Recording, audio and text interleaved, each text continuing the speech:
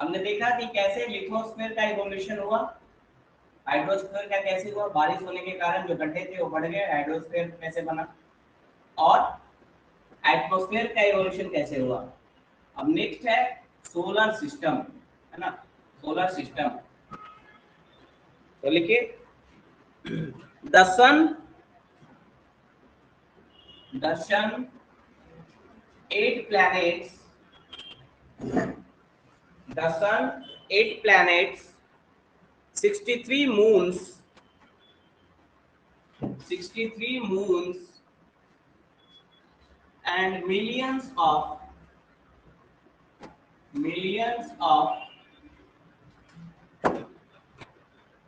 smaller bodies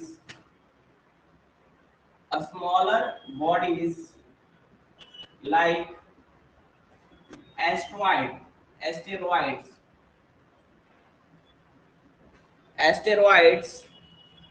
and comets,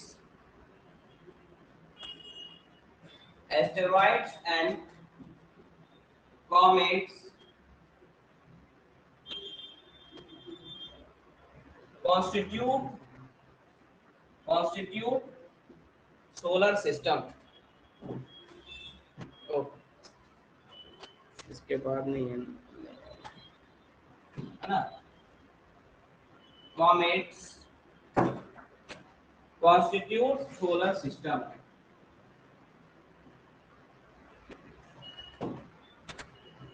solar system में क्या क्या है, 8 प्लैनेट्स हैं, है ना। सोलर सिस्टम में क्या है, सन है सबसे पहले। देखिए हर अभी पढ़े थे हम लोग कि स्टार का फॉर्मेशन कैसे हुआ और उससे फिर प्लैनेट्स का निर्माण कैसे हुआ। तो हर स्टार के साथ उसका एक सिस्टम होगा, सन के साथ भी एक सिस्टम है जिसे सोलर सिस्टम कहा जाता है। सन भी एक स्टार है, उसमें सन होगा, 8 प्लैनेट्स होंगे, है ना, 63 मून्स हैं, and millions of smaller bodies हैं लाइक asteroids and comets।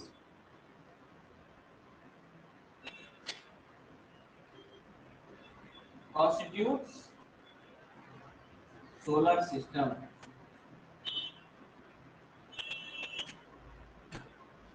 ठीक है।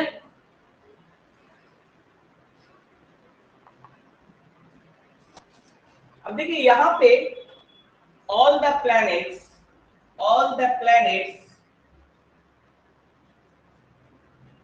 revolves around the sun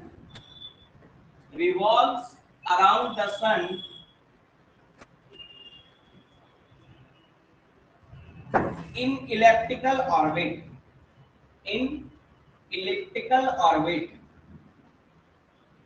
orbit कैसा है, एलिप्टिकल है ना। एलिप्टिकल शेप कैसा होता है,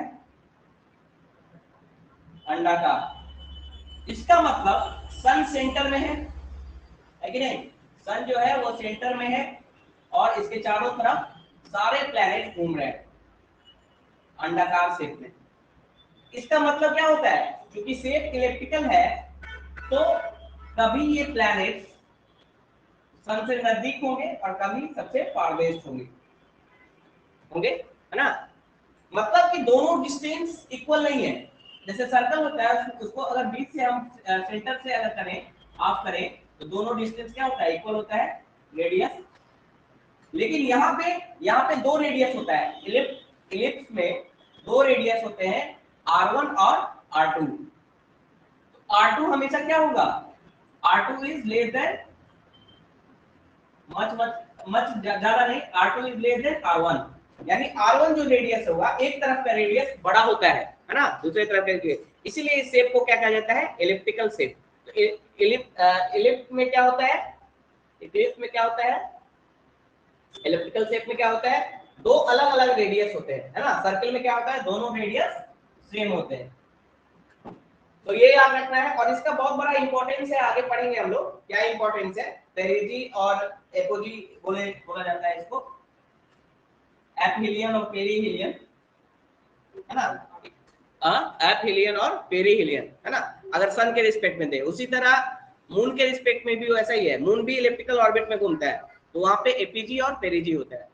ये सब पढ़ेंगे, अभी बस इतना जान लीजिए, all the planets revolve around the sun in elliptical orbit, है ना, मतलब सर्कुलर नहीं है। नेक्स्ट जो है, अब देखिए अगर प्लैनेट्स को, यहाँ पे हमें प्लैनेट्स के बारे में सबसे पहले पढ़ना है, क्योंकि हमारे सोलर सिस्टम में क्या है, 8 प्लैनेट्स है, पहले 9 था, प्लूटो को प्लैनेट्स के डेफिनेशन से बाहर निकाल दिया गया है। क्यों निकाल दिया गया है ये हम लोग पढ़ेंगे यहाँ पे। 63 मून्स हैं and millions of smaller bodies है लाइक एस्ट्रॉइड। एस्ट्रॉइड बताएंगे आपको। एस्ट्रॉइड को ड्रॉप, छोटा सा प्लैनेट भी बोला जाता है, मिनी प्लैनेट, माइक्रो प्लैनेट भी बोला जाता है। तो प्लैनेट का ये एक हिस्सा होता है जो मार्स और जुपिटर के बीच में सन के चारों तरफ घूमता रहता है ना। उसके अलावा कॉमेट्स होते हैं, जिसे पुच्छल तारा भी बोलते हैं कॉमेट्स को, है ना, पुच्छल तारा। ठीक है, ये सब पढ़ेंगे। तो सबसे पहले है planets.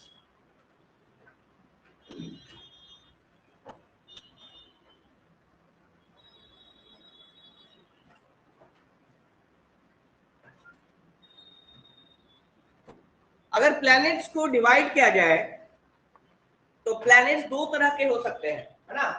Planets are of two types.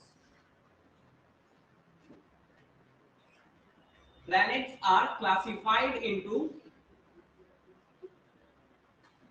two categories: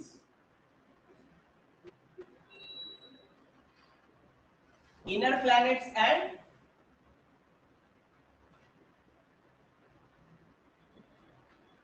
दूसरा outer planets, है ना। inner planets and outer planets. Mercury, Venus, Earth और मार्स को क्या बोला जाता है, इनर प्लैनेट। ठीक है, उसी तरह Jupiter, Saturn, Mercury, Mercury, Venus, Earth, Mars, Jupiter, Saturn और कौन है, जुपिटर, सैटर्न, यूरेनस, उसके बाद नेपच्यून, है ना। इसको बोला जाता है आउटर प्लैनेट।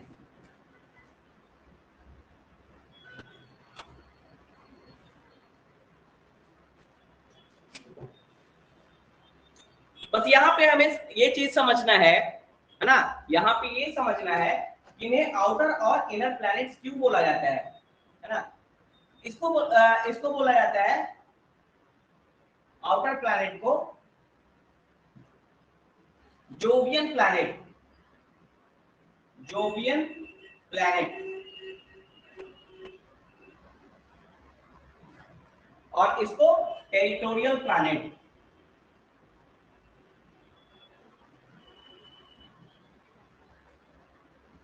है ना। Jovian planets and territorial planet.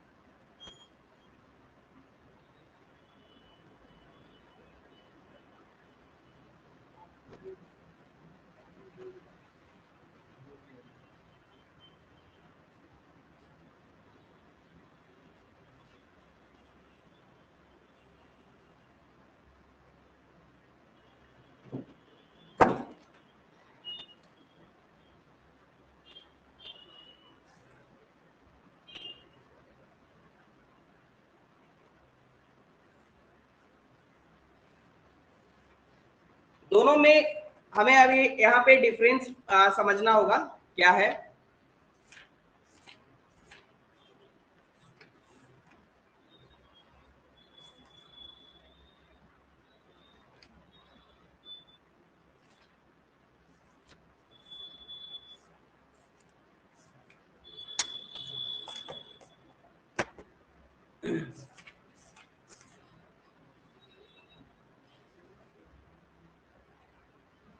देखिए,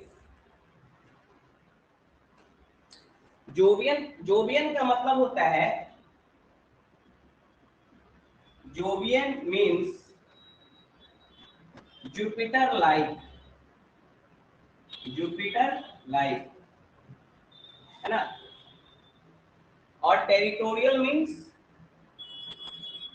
टेरेस्ट्रियल, सॉरी टेरिटोरियल नहीं, terrestrial, word is different, terrestrial, terrestrial. Terrestrials means earth life, ठीक है।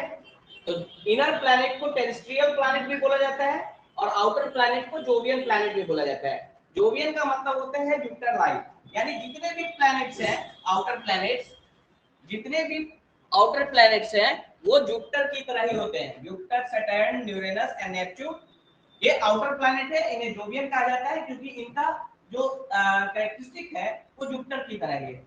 उसी तरह इनर प्लैनेट जो है mercury, Venus, earth and Mars, इनका जो कैरेक्टरिस्टिक है वो अर्थ की तरह है, इसलिए इन्हें टेरेस्ट्रियल प्लैनेट बोला जाता है। Terrestrial means earth like, Jovian means Jupiter like, क्या है ना। तो जितने भी इनर प्लैनेट्स हैं, inner planets are a small in size in comparison to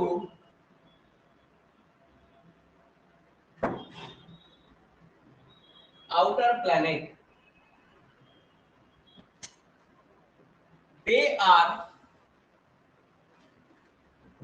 made up of solid rocky surface, solid rocky, solid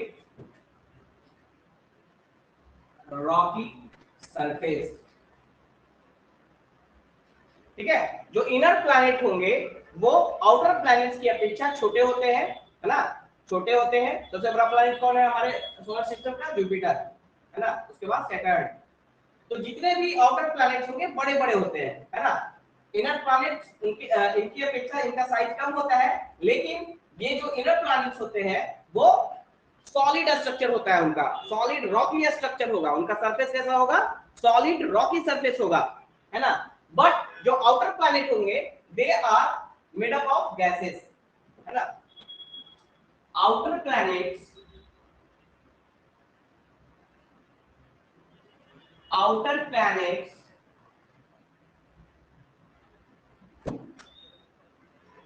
are made up of gases। अभी भी ये गैस की अपेक्षा गैस की ही अवस्था में है ना,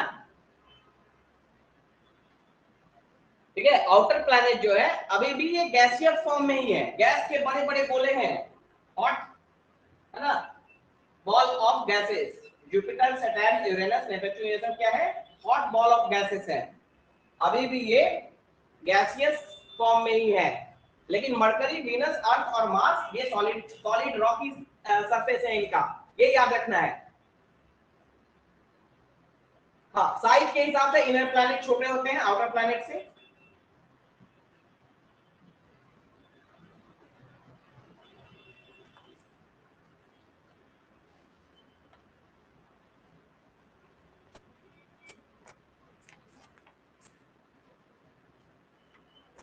ओके,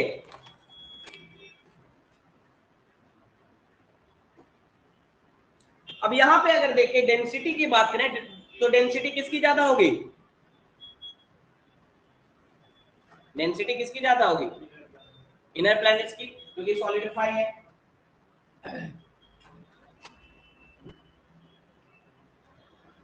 एक और डिफरेंस ले सकते हैं यहाँ पे, inner planets are relatively denser than the outer planets,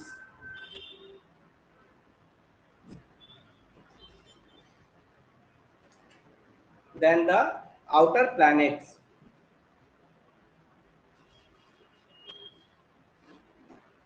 इसके अलावा थिक एंड एटमॉस्फेयर किसका होगा? आउटर प्लैनेट का एटमॉस्फेयर थिक होगा। Outer planets have thick atmosphere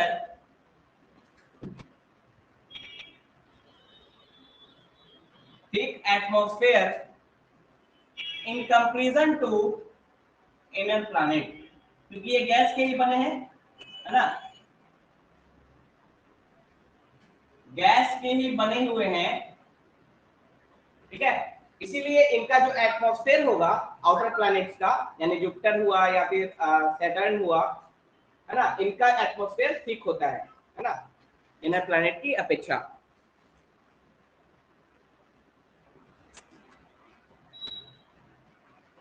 तो ये कुछ डिफरेंसेस हैं जो आपको ध्यान रखना है, ये डिफरेंसेस, है ना। जोवियल नाम याद रखना है ना। टेरेस्ट्रियल याद रखना है, किसको बोलेंगे, अर्थ लाइक स्ट्रक्चर को, अर्थ लाइक प्लैनेट को टेरेस्ट्रियल प्लैनेट बोलेंगे, यानी इनर प्लैनेट। तो सबसे पहला जो प्लैनेट है हमारा वो है मरकरी। इसके पहले हम लोग सबसे पहले सन के बारे में पढ़ लेते हैं। सन का क्या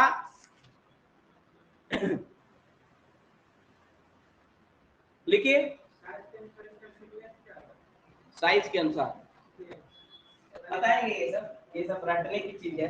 साइज के अनुसार क्या है, सबसे बड़ा जुपिटर है, उसके बाद सैटर्न है ना, उसके बाद शायद नेपच्यून, ये यूरेनस है ना, उसके बाद नेपच्यून है, उसके बाद अर्थ है, नेपच्यून के बाद अर्थ है, फिर इधर जाना है आपको, अर्थ के बाद मार्स है, नहीं सॉरी इधर जाना है, अर्थ के बाद वीनस है, फिर मार्स है, फिर मरकरी।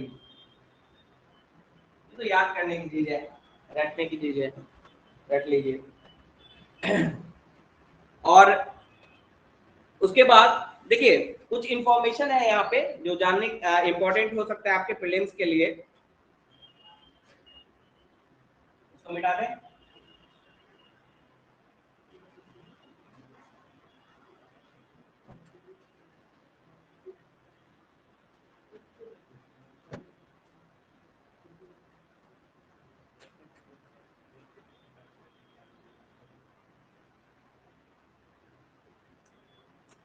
तो सबसे पहले सन के बारे में देखते हैं, सन के बारे में क्या इंफॉर्मेशन है।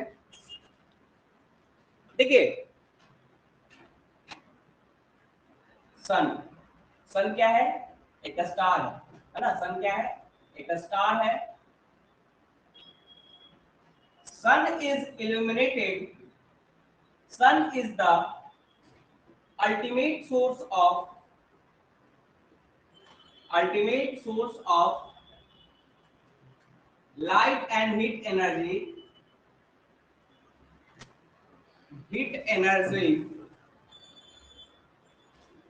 in the solar system। और किसी के पास ये नहीं है। सोलर सिस्टम की अगर बात करें, यानी 8 प्लैनेट्स, सन, 8 प्लैनेट, 63 मून्स, एस्ट्रॉइड, कॉमेट्स की बात करें तो सन, लाइट और हीट का सोर्स कौन है, सिर्फ सन, है ना। इसी से सारे प्लैनेट एनर्जी प्राप्त करते हैं, है ना।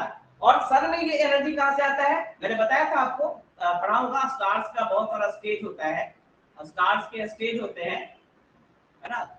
उस स्टेज में सबसे पहला स्टेज होता है, वो होता है प्रोटोस्टार, मतलब जब उसमें न्यूक्लियर फ्यूजन स्टार्ट नहीं होता है ना। जब वहां पे न्यूक्लियर फ्यूजन स्टार्ट हो जाता है तो उस स्टेज को वो रियल स्टार में कन्वर्ट हो जाता है। जैसे सन अभी रियल स्टार में है ना, क्योंकि यहाँ पे न्यूक्लियर फ्यूजन रिएक्शन हो रहा है। तो nuclear fusion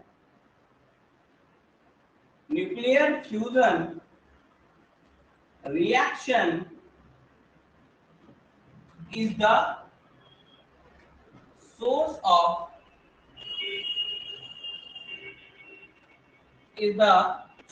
of heat and light energy in the sun। light energy in the sun। Nuclear fusion में क्या होता है, हाँ, दो हाइड्रोजन एटम मिलकर, हाइड्रोजन प्लस हाइड्रोजन, दो हाइड्रोजन की न्यूक्लियाई फ्यूज करके, है ना, संलयन बोलते हैं, फ्यूज मतलब ऐड होकर एक हीलियम का न्यूक्लियस बनाता है, और इस दौरान लॉट्स ऑफ एनर्जी रिलीज करता है। इस रिएक्शन के दौरान lots of heat and light energy release करता है, जिसे क्या बोलते हैं, न्यूक्लियर फ्यूजन रिएक्शन। और जो हमारा हाइड्रोजन बम है, हाइड्रोजन बम भी इसी प्रिंसिपल पे काम करता है, हाइड्रोजन बम भी इसी प्रिंसिपल पे काम करता है। वहां पे हाइड्रोजन, लेकिन वो अनकंट्रोल्ड रिएक्शन है। जब आपको आपसे पूछा जाए कि न्यूक्लियर फ्यूजन रिएक्शन एनर्जी के लिए जब आपको चाहिए या सन में जो होता है वो कंट्रोल्ड है, जब इसको हम अनकंट्रोल्ड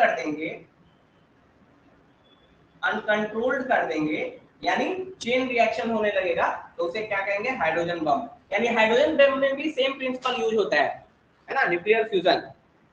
न्यूक्लियर बम में, एटम बम में कौन सा रिएक्शन यूज होता है, कौन सा फिनोमेना यूज होता है एटम बम में, फ्यूजन, है ना, फ्यूजन।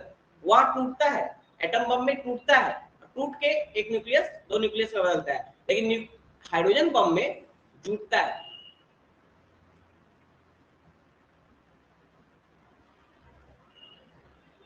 ये कहां गई जैस्मिन?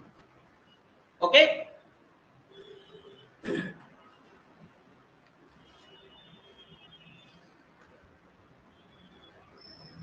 अब देखिए यहाँ पे कुछ इंफॉर्मेशन है जो प्रीलिम्स में आपसे पूछ सकता है सन के बारे में। सन का जो स्ट्रक्चर है थोड़ा सा उस पर गौर कर लें।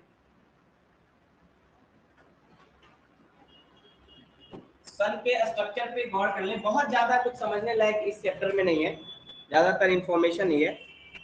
तो सन के स्ट्रक्चर को अगर गौर करें तो सन का जो स्ट्रक्चर होता है उसको तीन पार्ट में हम डिवाइड कर सकते हैं, स्ट्रक्चर ऑफ सन। सबसे पहला होता है कोर, दूसरा फोटोस्फेयर और थर्ड जो होता है वो है कोरोना, मतलब एटमॉस्फेयर, सन का एटमॉस्फेयर, कोरोना सन्स एटमॉस्फेयर, है ना। सन के एटमॉस्फेयर को क्या बोलते हैं, कोरोना। ठीक है, core, photosphere and corona. Core मतलब जो केंद्र होता है, जो सेंटर होता है उसे कोर बोलते हैं। यहाँ पे सबसे हाईएस्ट टेम्परेचर होता है, क्यों? यहाँ का जो टेम्परेचर है सबसे हाईएस्ट होता है, क्यों होता है? क्योंकि जो न्यूक्लियर फ्यूजन रिएक्शन है वो यहीं पे होता है, कोर में। कितना टेम्परेचर है? 15 million degree Celsius, 15 million degree Celsius. ठीक है, जो फोटोस्फेयर है ये सन का आउटर सेल है। जैसे देखिए कोई भी चीज होता है, जैसे गेंद है ना, गेंद है यानी बॉल है, फुटबॉल, तो उसके अंदर एक सेंटर है, बाहर से एक सरफेस है और आसपास का सरफेस है। उसी तरह सन को अगर माने तो अंदर वाला क्या हो जाएगा, कोर, जहां पे ये रिएक्शन हो रहा है, जहां पे हाइड्रोजन जो है दूसरे हाइड्रोजन के साथ मिलकर हीलियम बना रहा है सेंटर में, और धीरे धीरे यहीं पे फ्यूल खत्म हो जा रहा है, फिर बाद में यहीं ब्लैक होल डेवलप होगा जो आगे पढ़ाएंगे, है ना। अब यहाँ पे देखिए, यहाँ इसके चारों तरफ जो बाहरी जो सरफेस है उसको बोला जाता है फोटोस्फेयर, है ना। जो बाहरी सरफेस है उसको क्या बोला जाता है, फोटोस्फेयर। तो ये क्या हो जाएगा, सन का outer cell,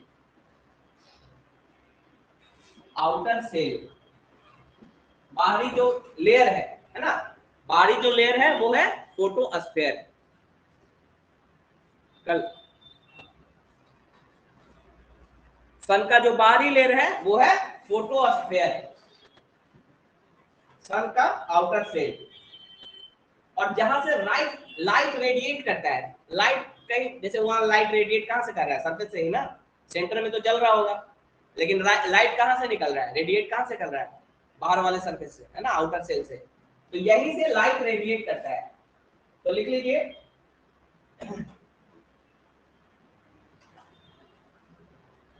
from here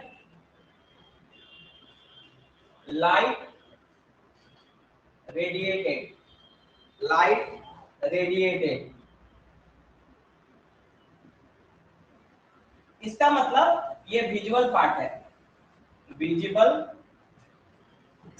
surface जो हमें दिखता है देखने पे, वो क्या है, सन का फोटोस्फेयर हमें दिखता है। हम देखते हैं आसमान में सन को, क्या दिखता है, फोटोस्फेयर, है ना। अंदर की चीज तो देख नहीं पाएंगे, अंदर क्या हो रहा है ना। और जो सबसे बाहरी लेयर है कोरोना, क्या है, सन का एटमॉस्फेयर है, सन का पार्ट नहीं है, जैसे अर्थ का अपना एटमॉस्फेयर है, उसी तरह सन का भी अपना एटमॉस्फेयर है, उसमें डिस्चार्ज पार्टिकल्स है। सन के एटमॉस्फेयर में डिस्चार्ज पार्टिकल है, रेडिकल फ्री रेडिकल्स है, जो चार्ज पार्टिकल है, उसी को कहा जाता है कोरोना डिस्चार्ज, है ना।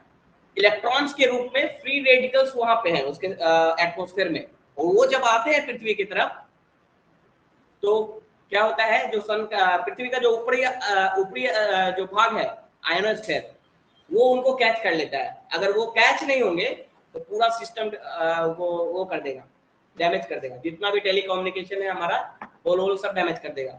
आयोनोस्फीयर क्या करता है, उस फ्री रेडिकल्स को जो सन की तरफ से डिस्चार्ज होता है, जिसे कोरोना डिस्चार्ज बोलते हैं, वो क्या करता है, उसको कैच कर लेता है, और उसी के टकराने के कारण वहां लाइट डेवलप होता है, जिसे ऑरोरा बोरियोलिस और ऑरोरा ऑस्ट्रेलियस कहते हैं, ना।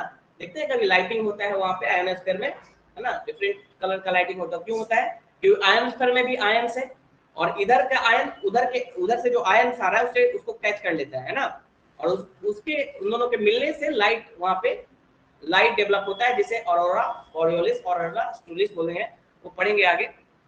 यहाँ पर इतना जान लीजिए, कोरोना क्या है, सन का एटमॉस्फेयर है जिसमें फ्री रेडिकल्स है ना, रेडिकल्स है, हीलियम और हाइड्रोजन, मतलब फ्री रेडिकल्स, मतलब इलेक्ट्रॉन के रूप में वहां पे प्रेजेंट है, इसे कोरोना बोला जाएगा।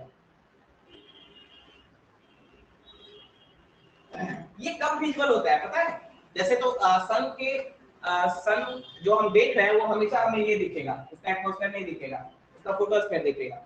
ये कब हमें विजुअल होगा, जब पूरी तरह से सोलर इक्लिप्स होगा। कभी देखते हैं सोलर इक्लिप्स जब आता है तो साइड साइड से सिर्फ दिखता है, साइड से थोड़ा सा लाइट दिखता है ना, नहीं देखते हैं, और टेलीस्कोप से देखा जाता है, फोटो देखिएगा उसका। तो जब पूरा सोलर इक्लिप्स होगा, पूरा उसका फोटोस्फीयर ढक जाएगा, तब उसका एटमॉस्फेयर दिखेगा चमकता हुआ, है ना। तो ये कब दिखता है, it is visible only, it is visual during total solar eclipse, during total solar eclipse, जब सूर्य ग्रहण लगता है, पूर्ण पूर्ण सूर्य ग्रहण। समझ गए सन का स्ट्रक्चर कैसा है, एक केंद्र है, कोर है ना, सेंटर है, जहां पे न्यूक्लियर फ्यूजन रिएक्शन होता है ना, कोर में ही न्यूक्लियर फ्यूजन रिएक्शन होता है, इसलिए वहां का टेम्परेचर कितना है, 15 मिलियन डिग्री सेल्सियस। सरफेस पे कितना टेम्परेचर, 6000 डिग्री सेल्सियस, है ना। सरफेस पे कितना टेम्परेचर है, लिख लीजिए, सरफेस पे जो टेम्परेचर है, टेम्परेचर यहाँ पे कितना है, 6000।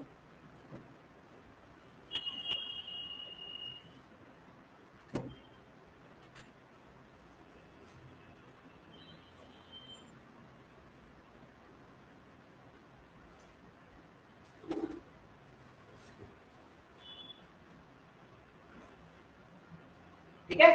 अब देखिए यहाँ पे एक चीज बताते हैं,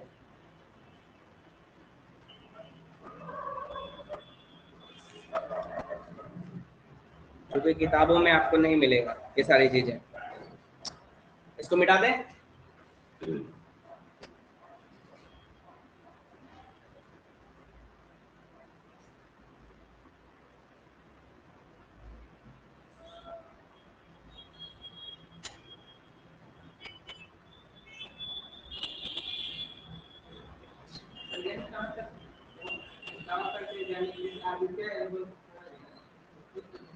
फोटोस्फीयर तक जाएगा ना, अभी तक तो एटमॉस्फेयर में है, लेकिन फोटोस्फीयर में बोलते हैं कि जा सकता है फोटोस्फीयर तक।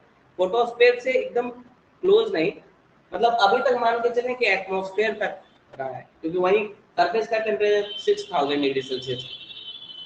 ऐसे तो बोला है कि उतारने का लिए बोला है ना, फोटोस्फीयर सरफेस पे उतारेगा लेकिन आदित्य वन कहाँ तक है, एटमॉस्फेयर में ही है वो भी, क्योंकि लिंगर बोलते हैं उसको, लैंगरिंग, है ना, लैंगरिंग एक पॉइंट होता है, उसी पॉइंट तक गया है वो, लैंग्रेंजी, है ना, उसी पॉइंट तक गया है आदित्य वन। तो मतलब अभी भी वो कोरोना में ही है, सरफेस तक पहुंचना बहुत बड़ी बात है, सन के सरफेस पे पहुंचना।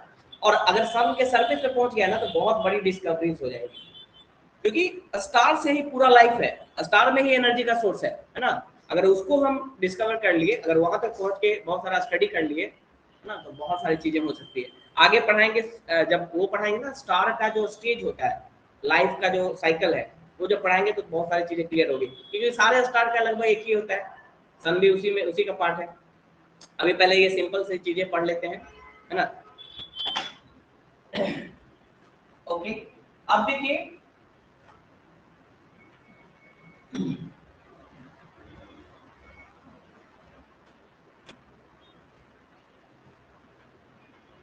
हाँ, अब देखिए एक लिखिए सोलर विंड्स। सोलर विंड्स क्या है? Solar winds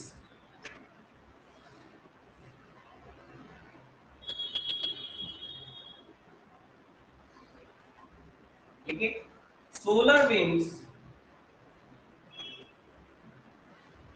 solar wind obviously solar wind क्या होगा? अर्थ पे जो विंड होता है वो क्या होता है? अर्थ के एटमॉस्फेयर में तो एयर का जो सर्कुलेशन होता है उसे विंड बोलते हैं, है ना। Circulation of air is called wind, है ना। When air is in motion is called wind, when air is in motion that is called wind. जब एयर मोशन में होता है उसी को विंड बोला जाता है। तो यहाँ भी कुछ ऐसा सर्कुलेशन होता होगा जिसे सोलर विंड बोलते हैं, लेकिन वो सर्कुलेशन किस चीज का होता है? वो होता है फ्री रेडिकल्स पार्टिकल्स का। देखिए solar wind is a stream of, a stream मतलब धारा, a stream of charged particles. Solar winds is a stream of charged particles. अभी बताए थे सन का जो कोरोना है, जो एटमॉस्फेयर है, उसमें क्या है? चार्ज पार्टिकल है ना, फ्री रेडिकल्स ना, चार्ज पार्टिकल्स है। उन्हीं का जब धारा वो जब बहने लगती है उसे ही हम क्या बोलते हैं? Solar wind. और वही धारा बह के हमारी तरफ धरती की तरफ भी आती है, जिसे हमारा आयोनोस्फीयर कैच कर लेता है। अगर नहीं करेगा तो सारा सिस्टम यहाँ पे जितना टेलीकम्युनिकेशन सिस्टम सब डैमेज कर देगा पृथ्वी पर, है ना। तो solar wind is a stream of charge particles उठा देना आंगुलটা ঢুকে না রে একটু ধোয়া যায় একটু আঙুলটা ঢুকে না ধোয়া যায় না রে তোমার ভেন্ডি আঙুলটা এইগুলি ধোয়া যায় না, এইগুলি একটু ধুচু ভালো কালি লি সাবান আই বাজি। जैस्मिन अनम्यूट कर लीजिए, सॉरी म्यूट कर लीजिए, आवाज आ रही है। हाँ, solar wind is a stream of charge particle release from corona. Corona क्या है? एटमॉस्फेयर। सन के एटमॉस्फेयर से जो पार्टिकल्स रिलीज होते हैं, है ना, उनकी जो धारा बहती है उसी को सोलर विंड्स कहा जाता है।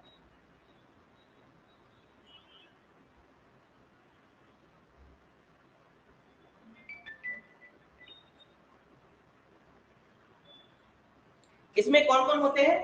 और ये प्लाज्मा स्टेट में होता है। प्लाज्मा स्टेट समझते हैं आप? अभी तक आपने सुना होगा तीन state, solid, liquid and gas, है ना। फोर्थ जो स्टेट है, ऐसे तो 5 स्टेट आ चुके हैं, है ना। 5 स्टेट कौन है? पांचवा स्टेट बोस आइंस्टाइन कंडेंसेट। चौथा स्टेट है प्लाज्मा, है ना। पांचवा है बोस आइंस्टाइन कंडेंसेट, है ना। जो यहाँ के साइंटिस्ट जो सतीश चंद्र बोस, क्या नाम था उनका? सतीश चंद्र बोस, है ना, जो आइंस्टाइन के साथ मिलकर बनाए थे बोस आइंस्टाइन कंडेंसेट, है ना। तो वो पांचवा स्टेज है। लेकिन ये किस स्टेज में है? प्लाज्मा स्टेज में। तो दिस प्लाज्मा, ये जो विंड चलता है ना सन में, वो ना तो गैस में है ना सॉलिड में, लिक्विड में। हमारे यहाँ गैस में है, तो वहाँ क्या है? प्लाज्मा स्टेज में। प्लाज्मा क्या होता है? जब आप गैस को चार्ज कर देंगे ना तो उसी को प्लाज्मा कहा जाता है। प्लाज्मा है क्या? जब गैस को आप चार्ज कर देंगे ना, जो चार्ज गैसियस गैस को ही बोला जाता है प्लाज्मा। प्लाज्मा स्टेट क्या है? जब जैसे कि जो ट्यूब होता है ना, जो ट्यूब यूज करते हैं हम लोग, उसमें क्या रहता है? गैस रहता है, नियॉन गैस या कोई भी गैस यूज करते हैं। जब उसमें इलेक्ट्रिसिटी पास होता है ना तो वो चार्ज हो जाता है, तो प्लाज्मा स्टेट में पहुंच जाता है ना। जब गैस को हम चार्ज करते हैं, जब चार्ज कर देते हैं तो उसे ही क्या कहते हैं? प्लाज्मा। जैसे हाइड्रोजन गैस है, अब हाइड्रोजन गैस है तो उसको क्या करेंगे? उससे प्रोटॉन निकाल देंगे या इलेक्ट्रॉन निकाल देंगे, तो हाइड्रोजन H हो जाएगा, H+, है ना। या हीलियम है ना, हीलियम को जब चार्ज कर देंगे हीलियम प्लस, तो ये प्लाज्मा स्टेट में चला जाएगा, है ना। जब गैसेस को हम चार्ज करते हैं तो वो प्लाज्मा स्टेट बोलते हैं उसको। तो चूंकि आपको पता है कि जो सन का एटमॉस्फेयर है वो कैसा है? चार्ज पार्टिकल्स का है। गैस जो चार्ज हो चुके हैं, इसलिए वो किस स्टेज में है? प्लाज्मा स्टेट में। और उसका जब स्ट्रीम होता है, उसकी जब धारा बहती है, उसे ही कहा जाता है सोलर विंड्स। तो सोलर विंड्स नॉर्मल विंड्स नहीं है, गैसियस नहीं है, प्लाज्मा स्टेट में है ना, चार्ज पार्टिकल्स का स्ट्रीम है। दिस प्लाज्मा कंटेन, इसमें कौन कौन रहता है? This plasma contain electrons,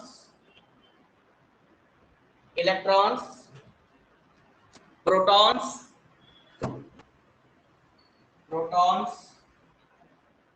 and alpha particles. Alpha क्या होता है, पढ़े हैं? He2+, यही है ना अल्फा। हीलियम में से 2 इलेक्ट्रॉन को निकाल दीजिए, वही अल्फा पार्टिकल्स है ना।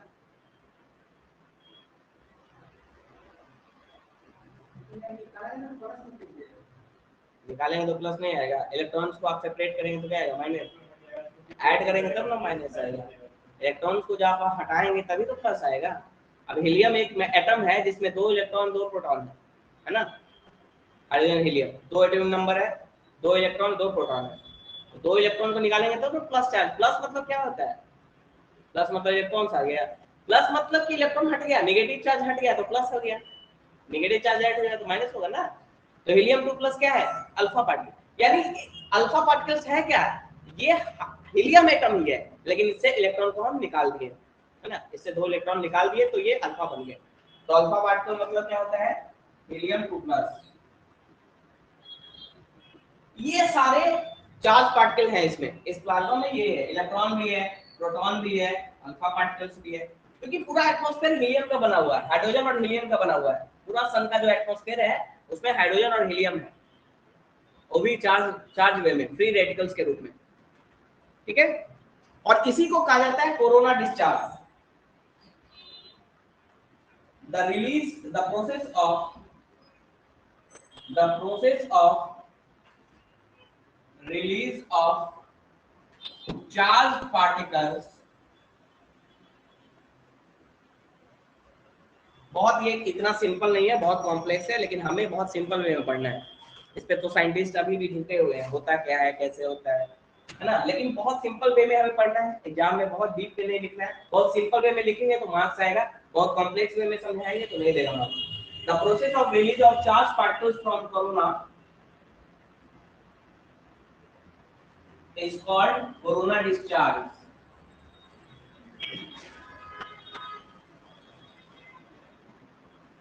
डिस्चार्ज मतलब रिलीज कर देना है ना।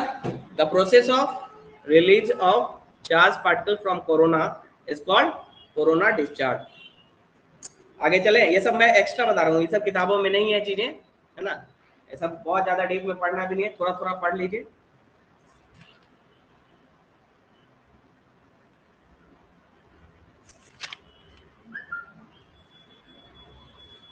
ये तो मेरी स्टडी है, थोड़ा सा मेरा ऑप्शनल था, इसलिए थोड़ी स्टडी किया था मैंने। पानी, हाँ हाँ ठंडा पानी है, जार है ना, जार।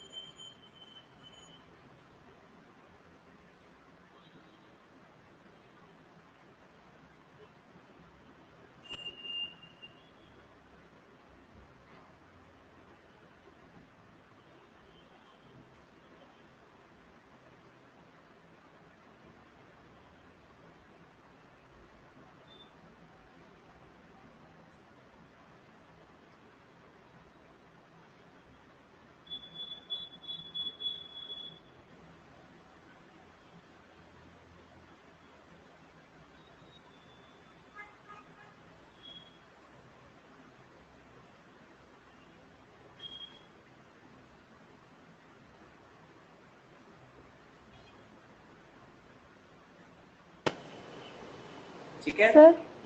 हाँ बोलिए जैस्मिन। सर अल्फा पार्टिकल्स के बारे में एक बार और बताइए ना।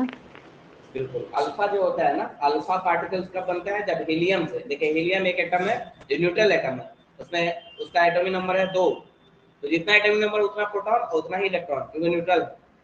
जब उसमें से 2 इलेक्ट्रॉन को हटा देंगे, 2 इलेक्ट्रॉन कैसा है, नेगेटिव चार्ज है, तो 2 इलेक्ट्रॉन को जब हटा देंगे नेगेटिव चार्ज को, तो उसमें पॉजिटिव आ जाएगा, है ना, 2 पॉजिटिव इसलिए लिखा है। और तब उसे क्या बोलेंगे, अल्फा पार्टिकल। जब हीलियम में 2 इलेक्ट्रॉन को हटा देते हैं तो उसे क्या बोलते हैं, अल्फा पार्टिकल्स। ठीक है, समझ में आया जैस्मिन? हाँ यस सर। ओके। और देखिए ये रिलीज कब होता है, ये जो रिलीज होता है कोरोना डिस्चार्ज जो होता है वो कब होता है बताते हैं, सबसे ज्यादा कब होता है बताते हैं।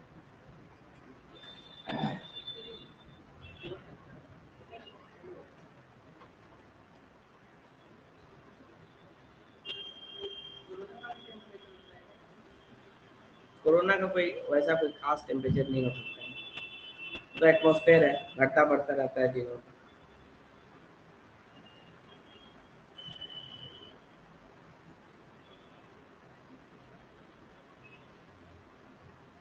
देखिए ये सोलर विंड का इंपॉर्टेंस क्या है, देखिए सोलर विंड का क्या इंपॉर्टेंस है, the sons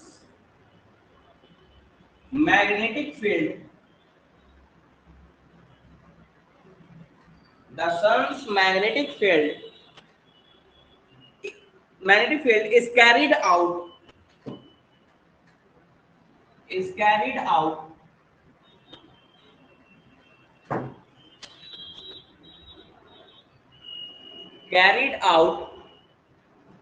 through the solar system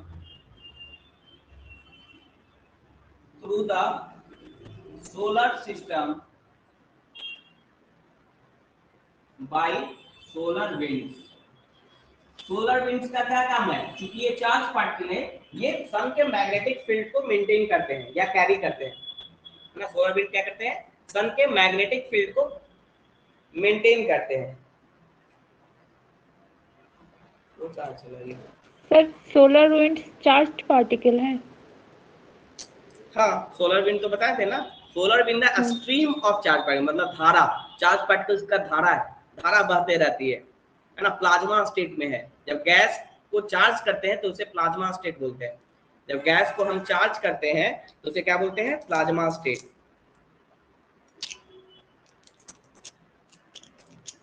समझी जैस्मिन? थोड़ा सा साइंस है, हल्का फुल्का ज्योग्राफी में कई जगह आपको मिलेगा, थोड़ा बहुत साइंस, बहुत ज्यादा नहीं।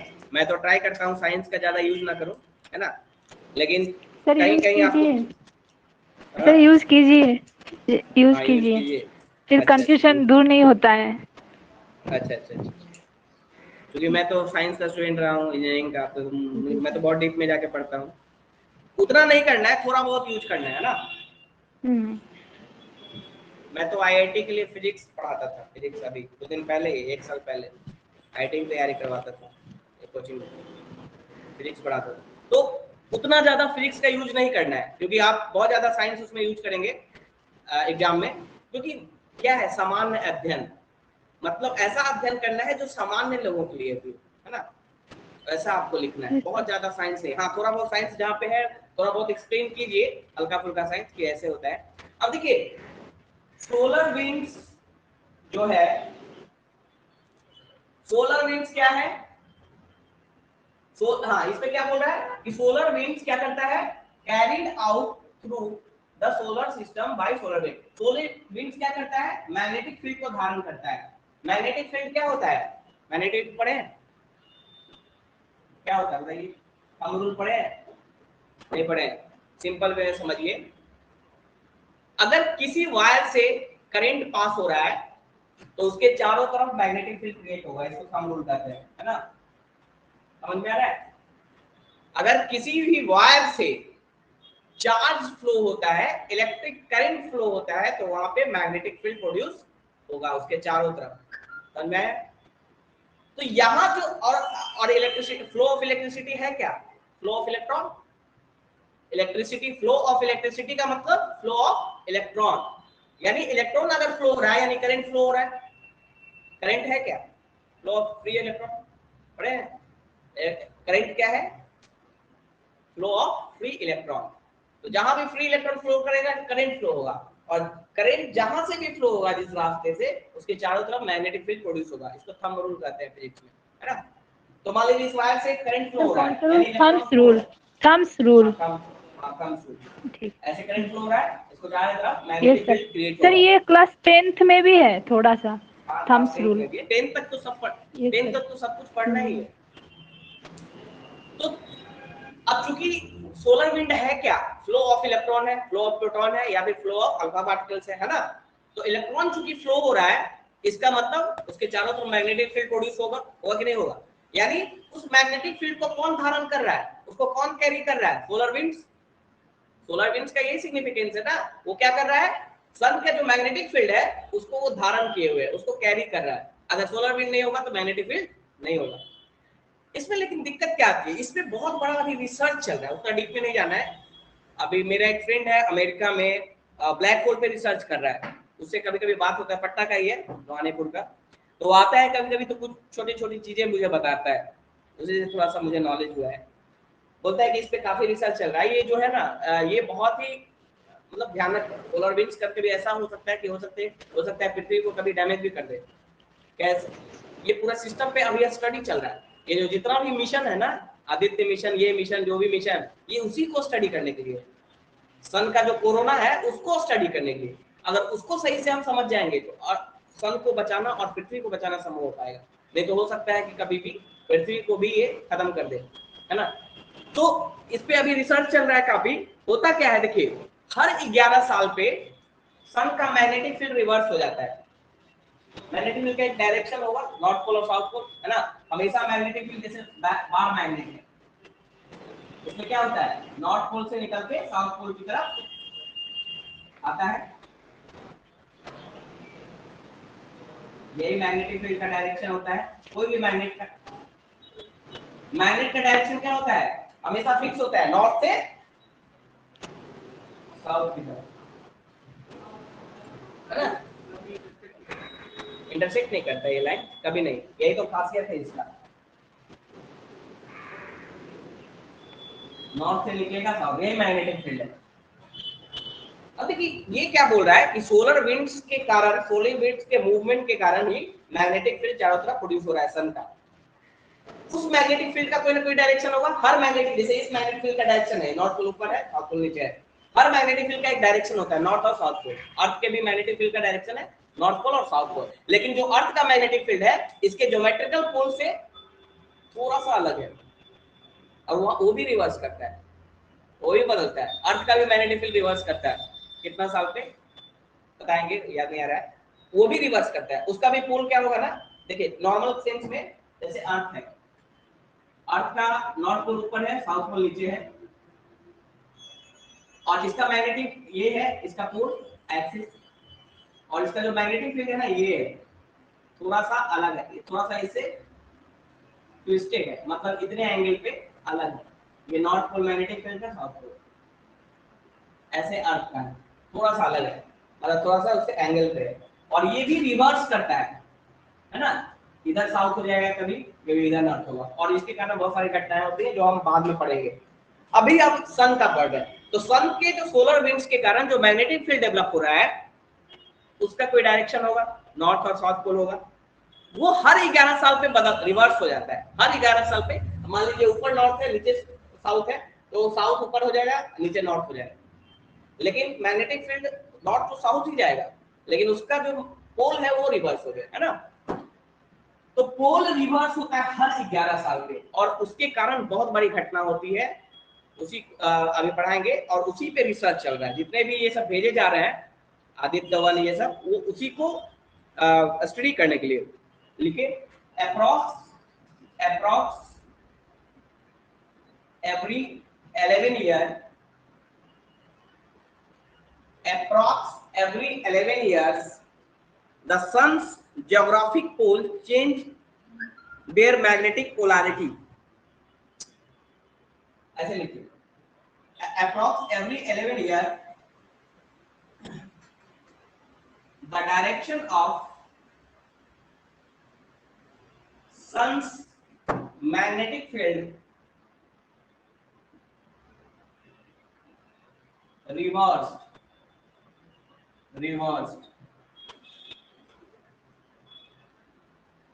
रिवर्स मतलब जस्ट उल्टा, पोलैरिटी एकदम चेंज हो जाएगा, नॉर्थ पोल साउथ की तरफ आ जाएगा, साउथ पोल नॉर्थ की तरफ चला जाएगा, reverse.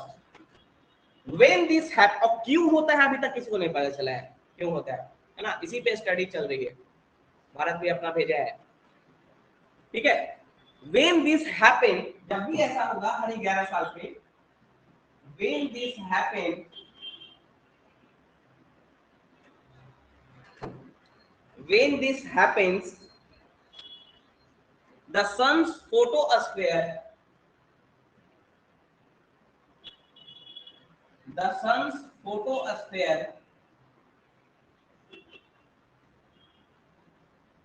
the sun's photosphere and corona,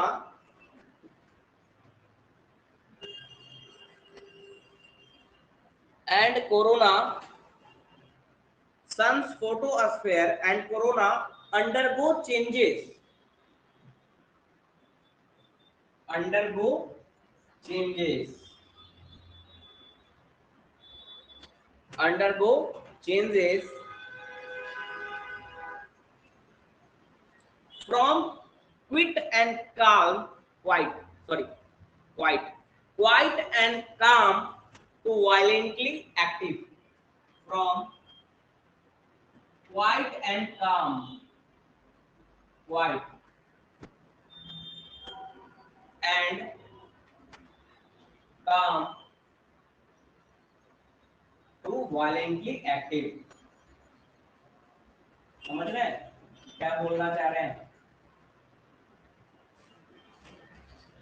हर 11 साल पे ये होगा घटना, और उसमें कोरोना और फोटोस्फीयर बदलता है, उसका नेचर बदलता है। कोरोना मतलब एटमॉस्फेयर है ना, वो क्वाइट से यानी शांत से क्या हो जाता है, वायलेंट हो जाता है। जब भी ऐसा चेंज होता है, शांत रहता है नॉर्मल टाइम में, है ना, जैसे ही ऐसा चेंज होगा उसका रिवर्स होगा, वो वायलेंट हो जाएगा। वायलेंट मतलब खूब सोलर विंड आने लगेगा, खूब, उसी को कोरोना डिस्चार्ज बोलेंगे। तो कोरोना डिस्चार्ज हो रहा है, फ्री रेडिकल्स बढ़ रहा है और ज्यादा, है ना। उसके बाद लिखिए, इसको कहा जाता है सोलर मैक्सिमम, है ना। तो लिखिए, the height of the sun's activities,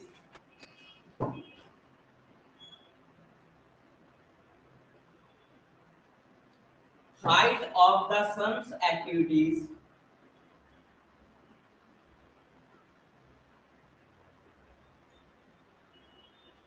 is called solar maximum। ये पूछ चुका है यूपीएससी एक बार। सोलर मैक्सिमम, ऐसे लिखिए, the height of the sun's activities called solar maximum. इसको सोलर मैक्सिमम बोलेंगे जब पूरा वायलेंट हो जाएगा, है ना, उस स्थिति को क्या बोलेंगे, सोलर मैक्सिमम। हाइट मतलब एकदम अपने पीक पे चला जाएगा, इतना इतना वायलेंट हो जाएगा, उससे ज्यादा वायलेंट नहीं हो सकता है।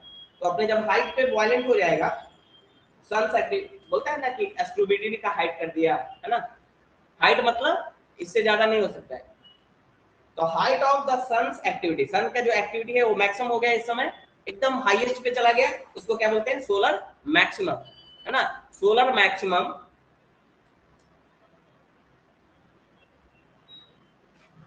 Is a time of solar storm, यही टाइम होता है सोलर आंधी का। Is a time of solar storm,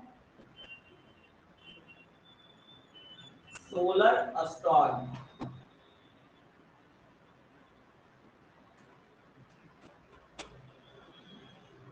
ज्यादा नहीं हो रहा, ज्यादा साइंस नहीं हो रहा है ना, सिंपल वे में समझा रहे हैं, कोशिश कर रहे हैं, है इतना सिंपल नहीं, क्योंकि जिसपे खुद अभी रिसर्च चल रहा है वो सिंपल कैसे हो सकता है। खुद अभी साइंटिस्ट को पता नहीं चल पा रहा है वो कह रहा है।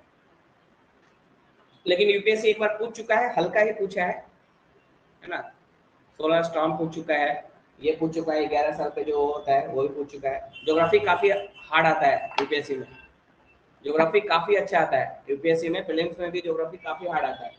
मतलब अगर अंडरस्टैंडिंग आपकी क्लियर नहीं है, अच्छी नहीं है, तो आप नहीं बना पाएंगे। बाकी क्वेश्चन तो कर भी लेंगे, ज्योग्राफी नहीं कर पाएंगे, ठीक है। तो इसमें क्या हुआ, इसलिए एक एक चीज को समझना है, कैसे हो रहा है, क्या हो रहा है। इसी को कहा जाता है, यही टाइम होता है सोलर स्टॉर्म का, जब आंधी आता है, एक तो नॉर्मल विंड चलना है ना, सोलर विंड नॉर्मल चल रहा है, मैग्नेटिक फील्ड है अपना, नॉर्मल विंड है चल रहा है, हर 11 साल पे रिवर्स हो जाएगा और उस समय सन का जो एक्टिविटी है वो एकदम हाईएस्ट पीक पे चला जाएगा, है ना, वायलेंट हो जाएगा पूरा। विंड कैसे होता है, स्टॉर्म में कैसे होता है, आंधी में कैसे होता है, पूरा बहुत तेज से आंधी, बहुत तेज से चलने लगता है, बहुत तेज से, इवन की अर्थ की तरफ भी बहुत तेजी से आता है वो। तो उसको क्या बोलेंगे, सोलर मैक्सिमम, ये वर्ड पूछ चुका है, सोलर मैक्सिमम, ठीक है। तो इस समय क्या होगा, this release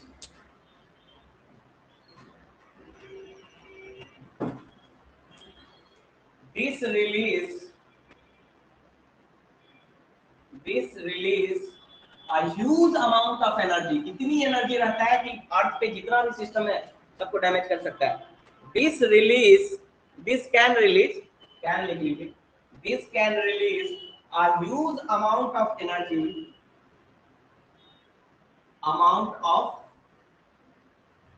energy,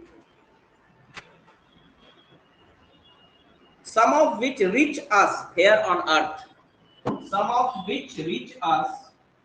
on earth, कुछ ही आता है हमारे पास, सारा आ जाएगा तो फिर क्या हाल होगा, some of which, लेकिन कभी आ भी सकते हैं ना, some of which reach us here on earth, some of which reach us here on earth।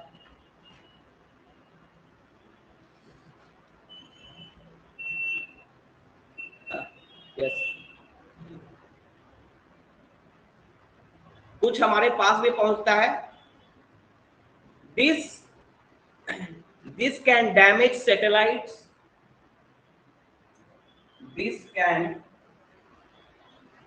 जो हम सैटेलाइट्स लगा के रखे हैं जिससे हमारा कम्युनिकेशन होता है, this can damage satellite, है ना, सैटेलाइट, corrode pipelines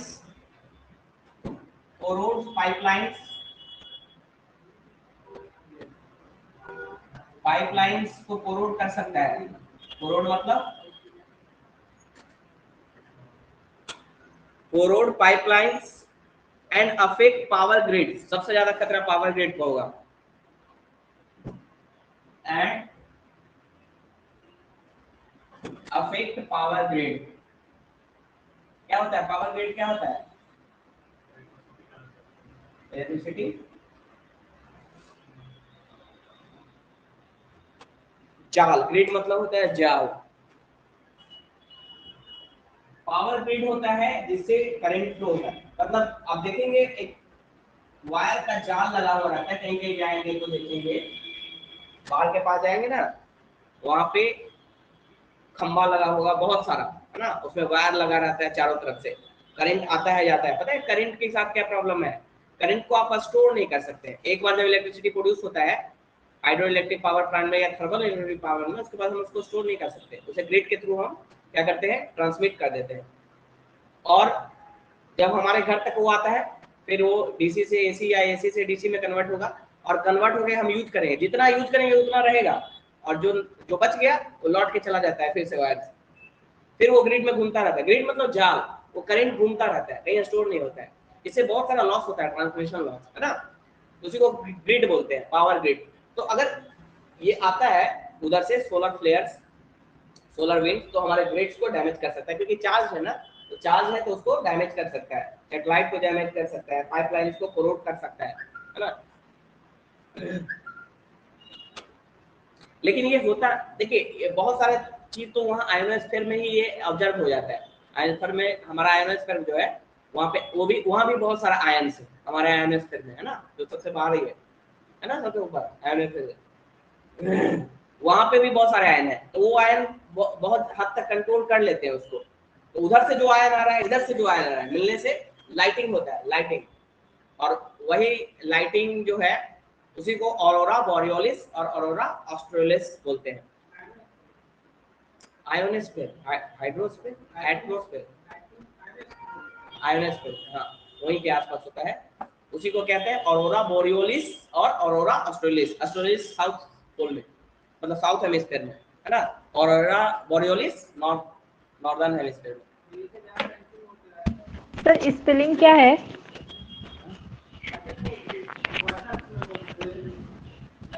तो दूसरा चीज है, लेकिन हमेशा जो लाइटनिंग होगा ना वो इलेक्ट्रॉन प्रोटॉन के टकराने से, यहाँ भी ऐसे ही होता है। जैसे बादल है, दो बादल है, इस बादल में क्या है, एक पॉजिटिव विंड होता है, एक नेगेटिव विंड, है ना।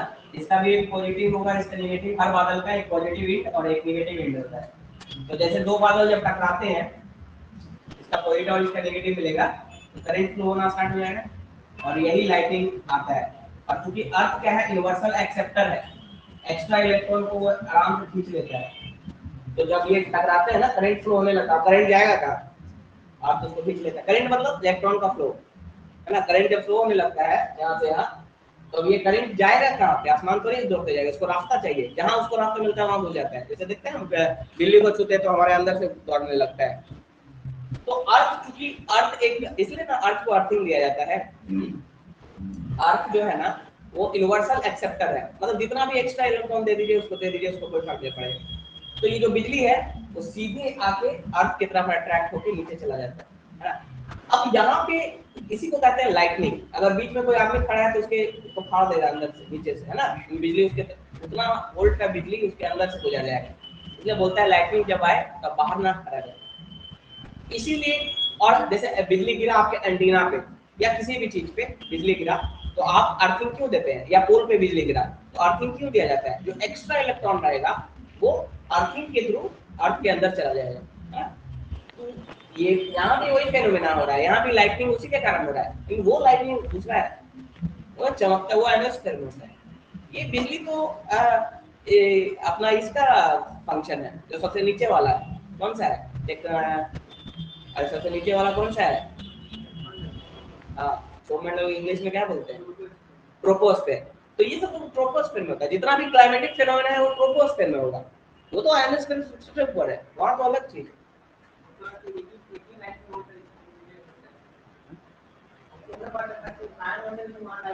उसी को तो पढ़िए ना, पढ़िएगा, ऑरोरा ऑस्ट्रेलिस, ऑरोरा बोरियोलिस पढ़ाएंगे। ऑरोरा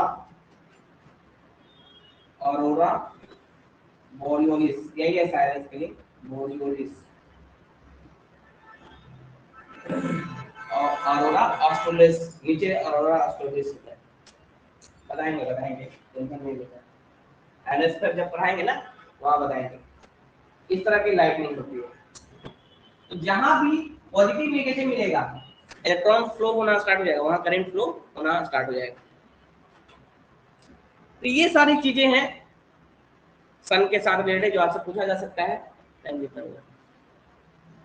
ठीक है, कल करते हैं, फिर कल आगे करेंगे सन का जो लाइफ साइकिल है उसके बारे में, जो स्टार का लाइफ साइकिल है ना, पढ़ लेंगे तो सन का लाइफ साइकिल पता चल जाएगा। प्रोटॉन, नेबुला, है ना, ब्लैक होल, ये सब जो बनना है कैसे बनेगा। कोरोड मतलब कोरोजन करना, कोरोड मतलब पूरा जंग लग जाना। क्योंकि जो जंग है क्या, जंग पता है क्या होता है, जैसे देखते हैं कभी कभी कार्बन ज्यादा इलेक्ट्रिसिटी पास होता रहता है तो उसमें कार्बन लगना स्टार्ट हो जाता है ना, उसी को कोरोजन कहते हैं। तो कार्बन हम छुड़ाते हैं उस पर, एल्यूमिनियम के तार पे नहीं लग जाता है ना। वो क्या होता है, जब इलेक्ट्रॉन का बहुत ज्यादा फ्लो होने लगे तो बैठने लगता है इलेक्ट्रॉन, है ना, ऑक्साइड के फॉर्म में उस पर जमने लगता है, उसी को कोरोजन कहते हैं। मतलब जंग लड़ना एक तरह से। सर ये बोलिए। ऑप्शनल कुछ दिन ऑफ रखें, आज आकाश से बात बीपीएससी के तक, बीपीएससी के एग्जाम तक, ठीक है सर, सुबह में रिवाइज करना होता है। ठीक है, ठीक है। नहीं, उनको करना है तो वो कर सकते हैं, मुझे नहीं करनी उनको है। भी तो देना है, उनको भी देना है ना 21 को, उनको भी देना है। ठीक है, 21 के बाद ऑप्शनल कर लेंगे। ओके सर, ओके, ठीक है सर।